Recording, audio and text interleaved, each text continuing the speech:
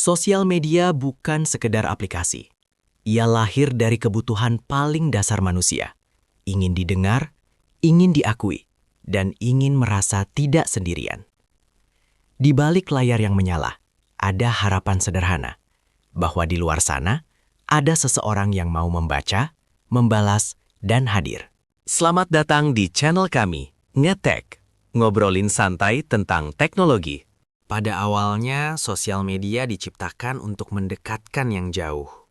Bukan untuk berlomba, bukan untuk pamer, apalagi mencari validasi. Ia hanya ruang percakapan, tempat ide bertemu, tempat cerita dibagi, tanpa hiruk-pikuk angka dan algoritma. Namun, seiring waktu, ia tumbuh. Dari ruang obrolan sunyi menjadi panggung besar yang tak pernah tidur. Dari sekedar komunikasi, berubah menjadi industri, tempat perhatian bernilai dan keheningan terasa mahal. Hari ini, sosial media ada di genggaman semua orang. Cepat, bising, dan penuh sorotan. Tapi, sebelum semua itu, pernah ada masa ketika sosial media hanyalah tentang kebersamaan. Dan di sanalah kisah ini dimulai. Sebelum Instagram dan TikTok, ada tempat-tempat di internet yang jadi rumah kita.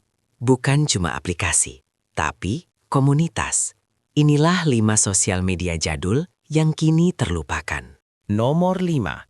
MIRC. Di masa ketika internet masih berisik oleh bunyi modem dan layar tabung memantulkan cahaya warnet, MIRC menjadi gerbang perkenalan paling jujur sekaligus paling misterius. Sapaan legendaris ASL Please bukan sekadar basa-basi. Itu adalah identitas. Umur, jenis kelamin, dan lokasi cukup untuk membuka obrolan dengan orang asing yang belum pernah kita lihat wajahnya, tapi bisa terasa dekat dalam hitungan menit. Dengan satu perintah sederhana seperti /join #Indonesia atau /join #Jakarta, kita masuk ke ruang publik digital yang riuh.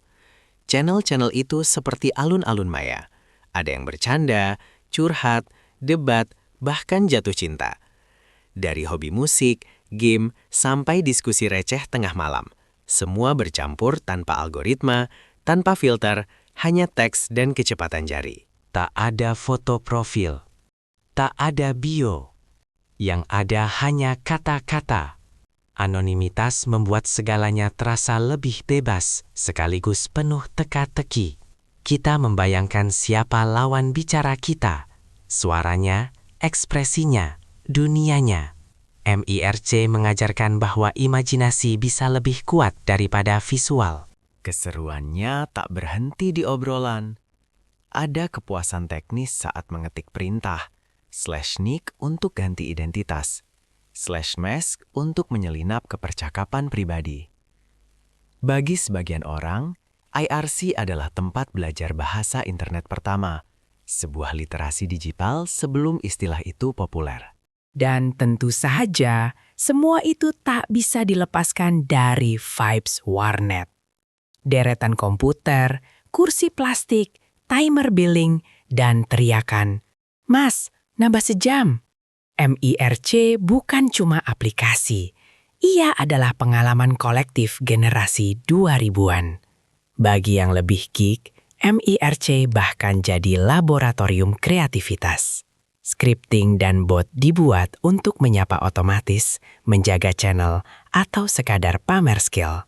Dari sinilah banyak anak muda pertama kali bersentuhan dengan logika pemrograman, tanpa sadar sedang menyiapkan masa depan digital mereka. Sebelum dunia mengenal online status, sebelum centang biru menjadi ukuran eksistensi, ada ruang sunyi bernama MIRC. Tempat orang-orang bertemu tanpa wajah, tanpa foto profil, hanya deretan teks putih di layar hitam. Di sana, kata-kata adalah tubuh, dan imajinasi menjadi wajah. Kamu ingat nggak? MIRC mengajarkan kita menunggu. Menunggu balasan yang tak instan, menunggu orang asing yang mungkin tak pernah kembali. Setiap pesan adalah harapan kecil. Setiap ping adalah detak jantung. Kita belajar bahwa komunikasi bukan soal cepat, tapi soal hadir. Di ruang-ruang channel itu, persahabatan lahir tanpa algoritma. Tak ada like, tak ada follow. Hanya obrolan panjang yang kadang berakhir subuh tentang hidup, cinta, dan masa depan yang masih kabur. Dunia terasa luas meski kita hanya duduk di depan komputer rumah. Kini, MIRC tinggal kenangan. Tapi jejaknya masih hidup di cara kita berbicara di internet. Ia adalah guru pertama kita tentang dunia maya, bahwa di balik layar selalu ada manusia, dengan sepi dan ceritanya masing-masing. Nomor 4. Yahoo Messenger. Yahoo Messenger datang seperti sahabat yang selalu online. Suara bass yang mengguncang layar adalah panggilan rindu, tanda bahwa seseorang sedang memikirkan kita. Di masa itu, notifikasi bukan gangguan, ia adalah kabar bahagia. Status available, busy, atau invisible adalah bahasa perasaan. Kita belajar menyembunyikan diri, belajar menunggu orang yang tak kunjung online. Setiap avatar kecil menyimpan emosi besar yang tak pernah tertulis. Yahoo Messenger menjadi saksi cinta jarak jauh, persahabatan lintas kota, dan perpisahan tanpa salam. Chatlock disimpan rapi, seolah kita takut kehilangan bukti bahwa pernah ada percakapan yang berarti. Saat Yahoo Messenger benar-benar pergi, yang hilang bukan hanya aplikasi.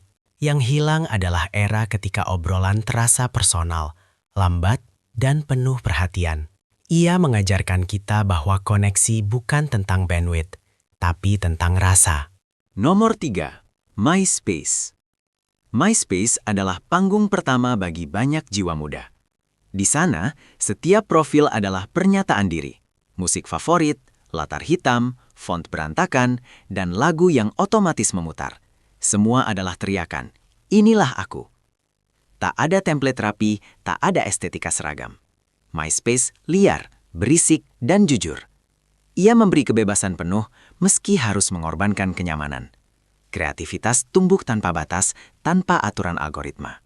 Band-band kecil lahir dari MySpace. Puisi, foto buram, dan curahan hati memenuhi halaman. Dunia maya menjadi galeri emosional, tempat anak muda mencari pengakuan dan menemukan komunitas. MySpace runtuh saat kerapian mulai dijual sebagai kenyamanan. Tapi ia dikenang sebagai simbol keberanian berekspresi, bahwa internet pernah menjadi ruang bebas sebelum segalanya diatur oleh selera pasar. Nomor 2. Friendster. Friendster datang membawa janji pertemanan. Ia mengajarkan kita bahwa dunia ini kecil, bahwa teman dari teman bisa menjadi cerita baru.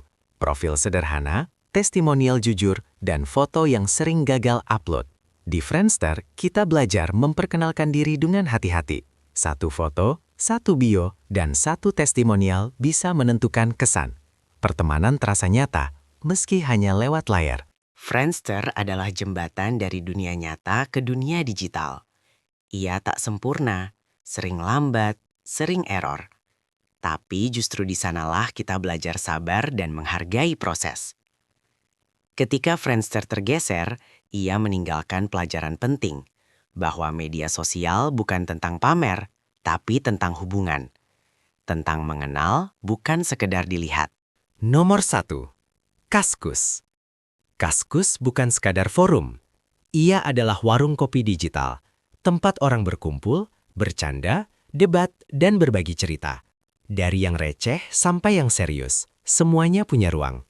Bahasa Kaskus adalah bahasa jalanan internet Indonesia. Agan, cendol, bata, istilah yang lahir organik bukan dari tim marketing. Komunitas membentuk budayanya sendiri. Di Kaskus, anonim bukan berarti kasar.